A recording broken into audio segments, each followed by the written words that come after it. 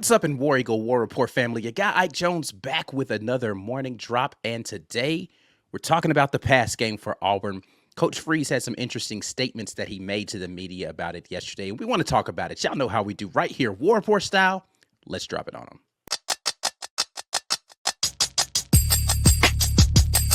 You are now listening to the War Report. Morning drop. It is Wednesday, March the 20th. You got Ike Jones back in here talking a little Auburn football. Hopefully everybody is off to a great week. Happy hump day to everybody.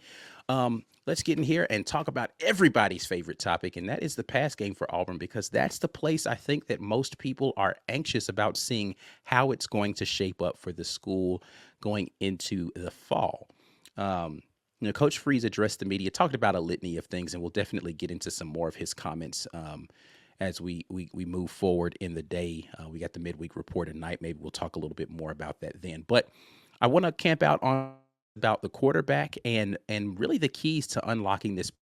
It seems as if he's still not very satisfied where he is, that is Coach Freeze, where he is right now with his receivers, with his pass protection, and with the consistency of the quarterbacks on the roster. What is abundantly clear, and we'll hear his comments here, is that Peyton Thorne really is the guy right now who is in the driver's seat for the quarterback competition. He's already said that it's his job to lose. I think he's re-cemented that idea, and we'll hear his comments. Matter of fact, let's go to his comments talking about the quarterback competition. Particularly, the question was asked about leadership being displayed from his quarterbacks, and we'll hear what Coach Freeze had to say about that. Leadership has been really good. It's been inconsistent. We've had a couple of practices where the wind was like tough situations to throw in, but I think we've got to improve. Just our decision making has not been exactly what I want it to be just yet. But boy, they're hungry to learn. Peyton's have been pretty good. The other three are, it's new to a lot of them. They're getting thrown into the fire against a lot of different looks that our defense is presenting. But I love the way they're approaching it. They can't get enough meeting time. They want to learn. They want to be effective at it. I think there was in our tempo period the other day, we were really good. Then when we got into the second and long, third and long, we struggled. Some of that had to do with protection issues too, and us not winning in certain routes, and sometimes our quarterback's eyes were hanging too long and not going through the progressions as fast as it needed to go. So we've got some improvement to do there, but fairly pleased to this point, really with all four of them. Walker is obviously swimming. Everything's brand new to him, but boy, he shows flashes, as does Hank and Holden too at times. But Peyton is still the most consistent probably, and should be. He's had the most reps and the most understanding of what defenses can do to you. So Coach Hugh Freeze there talking about his quarterback competition, saying that, leadership has been good, and it's clear that Peyton Thorne has the most consistency. Also noting that, hey, listen, he expects him to be the most consistent. He's the one that's had the most reps, which is absolutely true. There's nobody else on this team who's played any significant. And in fact, not even say any significant. None of the other players that are in that quarterback room have started a game, a collegiate football game. So Peyton Thorne should be ahead of everyone else at this point in time. That shouldn't be shocking for Auburn fans to hear if they're worried about where the quarterback competition goes, especially if you're not a fan of Peyton Thorne, which, listen, fan of him or not, you should be rooting for his success if you're an Auburn fan, so that you can know that if he's going to be the guy, he's going to go out there and he's going to do what he needs to do to put Auburn in a position to win football games. But he also noted that there were issues in some other ways, right? Specifically, he talked about, protection issues, right? So the offensive line struggling, particularly when you get into second and third and long scenarios. How are we protecting and how are we doing in those situations? And wide receivers not getting routes the correct way. So, having issues again with the wide receivers. We remember last offseason hearing the whole commentary about Auburn fans needing to be patient with the wide receiver room. I think that there is going to need to be some patience with the progress of that room, as far as particularly the depth, right? I think maybe you'll have one or two guys that will emerge. I'm still of the firm belief that Jay Fair is going to be he's going to be crucial for this room to be successful next season, because he knows what he needs to do, and he's always open. Let's just be frank about it. Kid's always open. So if he's going to be there, he needs to be someone that this team is looking to get the ball to. But then you've got some dynamic playmakers that are there with him as well, that fit more of the mold of what a Hugh Freeze wide receiver looks like, that have to have some progress, particularly of talking Cam Brown and Cam Coleman, who look the part, but they need to be able to, Cam Brown be able to make the next step, and Cam Coleman figure out how to get where he needs to be just to be an effective SEC receiver. So that's going to be a work in progress for sure. But then you move over to the protection issues, and you've got a lot of inexperience there, right? You lost a lot of guys along the offensive line. We've talked about the offensive line and how many snaps walked out of the door via graduation during the offseason. So you've got to find a way with your young guys, finding opportunities for them to learn the position a little bit better. And they're not even really going live yet, right? And so concerning that they're not fully in scrimmage mode, but they're not fully in the place where they need to be yet to be able to execute this stuff. And again, not completely unexpected considering how much youth and inexperience are in those two rooms, but definitely something to note. And then when you get to the quarterback, he's talking about eyes not being in the right place or not getting through your progressions. And this has been probably my biggest critique for Peyton Thorne, and the thing that worries me the most, if I'm going to put a worry out there, it's that now in another season, Peyton Thorne still hasn't learned how to go through his progressions quickly enough. And you saw this pop up a lot last season with him, where he was either staying on something too long, not doing the pre-snap recognition necessary to say, okay, that looks, if this guy leans in this direction, I need to get off of this and get to another place. Though he did say, Peyton Thorne's doing it the most consistently. What he did not say, and forgive me for filling in the blank here, Coach Freeze. What he did not say is that Peyton Thorne is doing an excellent job and he is knocking it out of the park. And what I would like to hear is a quarterback knocking it out of the park in his now fourth season starting quarterback. His fifth year in college, his fourth season as a starting quarterback. I would like to hear that quarterback is really taking command, not just being the most consistent of the inconsistent guys. That's not encouraging to hear, if I'm being honest, about what the quarterback situation is. But, however, it is good to hear that Peyton Thorne has somewhat come to a level of consistency. Now, the danger in using consistent, right, is that consistently, is he being consistently good, or is he being consistently mediocre, being consistently bad? But at least I know what to expect from him when he's bad, right? So I think a lot left to be desired in the answers that were put forth from Coach Hugh Freeze as far as what's going to be happening with this quarterback room and what direction this room is taking as to whether or not it's a positive direction. And there doesn't really seem to be anyone in the second chair right now that's emerged as the clear number two, or making a very clear push for number two, or even pushing Peyton Thorne for number one at this point in time. That's not something that you really want to hear, where, yeah, Peyton Thorne's number one, and he's not killing it, but nobody's really pushing him either. So definitely want to see some progress with that. But again, too expected when you have guys who essentially are novices trying to come in there and compete for a job. Unless they're a virtuoso, then this is something that's not necessarily something that you don't expect to hear, as far as Peyton Thorne should be the best, but you hope to hear some progress start to happen with some of those others. Just so, again, what I want to see, true QB competition, and it's not really a competition if the other guys aren't equipped to compete. So looking forward to hearing how that progresses.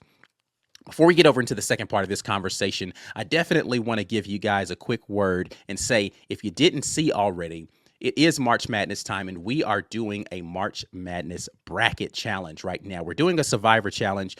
Basically, what you do is you come in and you daily pick which team it is that you think is going to win that day. And if your team wins, you survive and you move on to the next round. Your team loses, then you're out.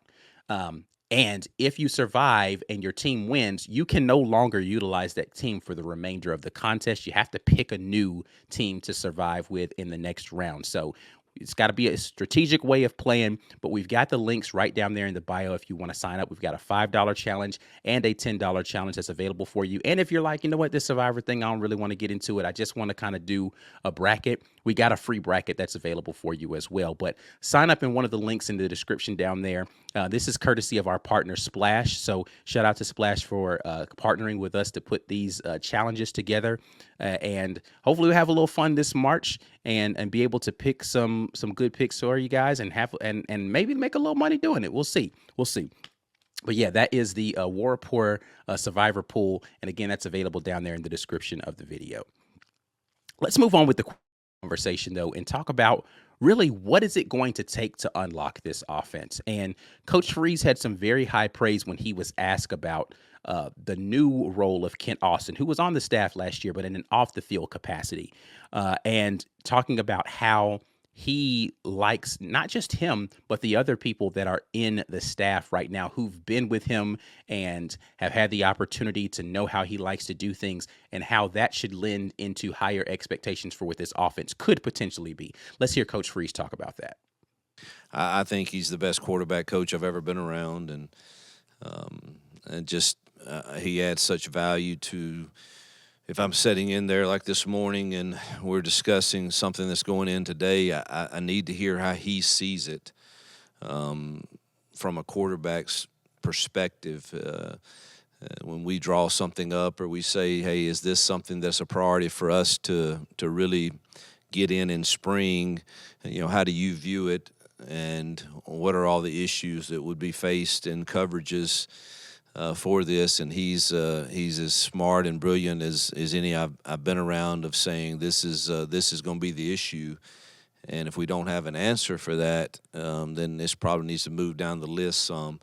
I just have such a comfort level with him because I know that when he is teaching in the quarterback room, it is sound, and it's not just about a play. It's about, man, recognizing what's happening long before it happens, and I think he's the best that I've been around doing it.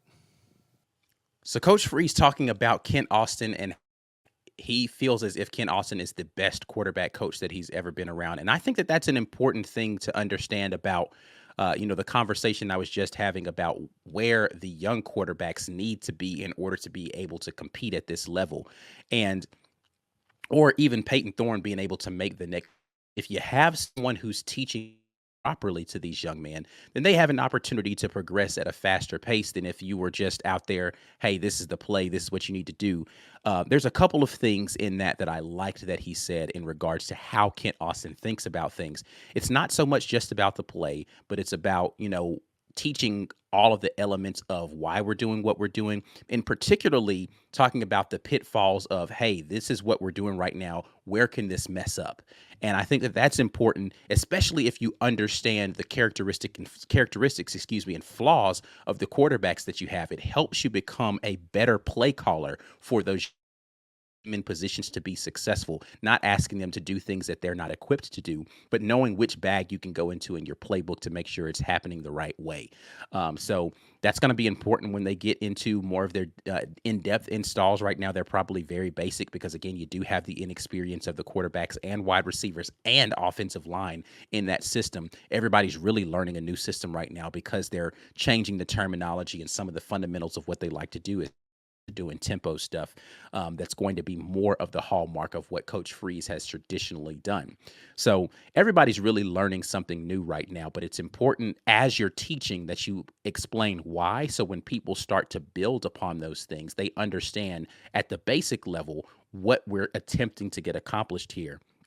And it doesn't seem like, some other foreign language that you're not using the same base when you're teaching it. So I think it's going to be important. And maybe the addition of a guy like Kent Austin, an addition of a guy like Derek Nix, an addition of, Maurice to the room, Coach Mo in his staff is going to allow them to move faster and being able to pick up these things and teach these things to the players this season. We'll see. We will definitely see what happens with those things. But I think that it's important, particularly when we're talking about the quarterback position, that you find a way to effectively communicate to those guys why we're doing what we're doing so that they can because they have to be able to disseminate that to everybody else, right? Your quarterback needs to know what everybody is supposed to be doing and how they're supposed to be doing it so they can accurately go out there and disseminate. You go back to what Coach Freeze was asked initially. It's about how you lead, right? And that quarterback needs to be a leader, not just in the locker room, but out there on the field and in that huddle. They need to be able to take command of what's happening out there, and people understand or feel as if that quarterback fundamentally understands what's happening and they have a firm grasp of what we're trying to get accomplished as an offense. And right now, it seems as if Peyton Thorne really is the only one that has that command presence. And I think that's going to be the biggest leap that some of these young guys have to take. It's not going to be about how good your arm strength is or even whether or not how good you know the playbook, but how effectively can you go in there and lead and understand from play to play, this is what the coach is trying to get accomplished. When he calls this play, this is the idea that the coach is trying to go after. So I know that this is what my primary read is right here, but these are the things that are going to be available based upon how the defense is going to be looking when we get up here to this line of scrimmage. And he did mention also during the press conference, wasn't during those clips, that, sometimes the ineffective nature of what's going to happen on some of the plays during practice is because we haven't really gotten to a place where we're audibling and the defense is giving them looks where he knows for sure this play isn't going to work against this look. Normally you'd want to get out of that play, but they're trying to really just get people to understand the playbook before they start making changes to those things. So that's going to lend to some of the inconsistency that you would see sometimes with the quarterbacks, wide receivers, all that sort of thing as well. So as they start to understand the playbook more fundamentally and they're able to make those changes, then they're going to get into a place where they're getting into good plays and out of bad plays a little bit better. But that's going to be a challenge for some of the young QBs in that room they've never been in the live fire, so they don't really understand how to make those kind of adjustments, those site adjustments based upon what the defense is bringing to them. So that's going to be a challenge, and that's all the more reason why Auburn needs for Peyton Thorne to step up and really become the leader that you expect for a fifth-year senior to be in this quarterback room. He has to be the guy. He absolutely has to be the guy game one that you can rely on to go in there. And this is something we talked about last. He's got to raise the floor somehow of what you have in that room. If at worst you're going to get this level of production out of Peyton Thorne. I don't know how Auburn gets there. It's still very early in the spring, and it still looks like it's very much a work in progress, but they have to find out a way to get there if they expect for this offense to be able to take any steps forward in this season. Because right now, if we're projecting forward from where it is right now, you're looking at a team that's going to be running the ball 60 to 70% of the time. And that's a recipe for vanilla and stagnant offense unless you absolutely have some rogue-rated guys in the trenches down there that are just moving people around. And you have to get to the meat of the best defense before that becomes a problem for you. Auburn's got some things that they need to work out in this pass game. Hopefully, again, the addition of this staff that's understanding how Coach Freeze wants to do things and really teaching things in the way that he wants to get it accomplished is going to allow them to make leaps and bounds more quickly this season so that by the time they come back and are here in the fall and they've gotten new transfers in and other people acclimated, the base of what they're doing, they've got a solidified foundation and they can move more quickly towards being able to be a proficient offense that's a little bit more competent, particularly in the pass game than they were last year. But right now, again, based upon what he's saying, I think they're a long way from that. And people need to just brace themselves from not getting their hopes too high up today. Doesn't mean it's always going to be like that, but it does mean that right now it ain't looking so great and they've got some work that they need to do. But hopefully they'll be able to get there. Anyway, that's enough of me talking. I appreciate you guys jumping in here with me. As always, the Morning Drop is brought to you by our good folks over at the Rogue Shop. Make sure you head to rogueshop.com and use code Rapport when you do to get you a little something off of your purchase. Before you get out of here, please like the video, subscribe to the channel, share the content with somebody else. We'll be back at you tonight with the midweek report, talking a little bit more about the comments we heard from Coach Freeze. We'll get into a little basketball, maybe even talk a little baseball. We'll see. But that's it, man. I'm done. We'll talk to y'all later. And as always, War Eagle.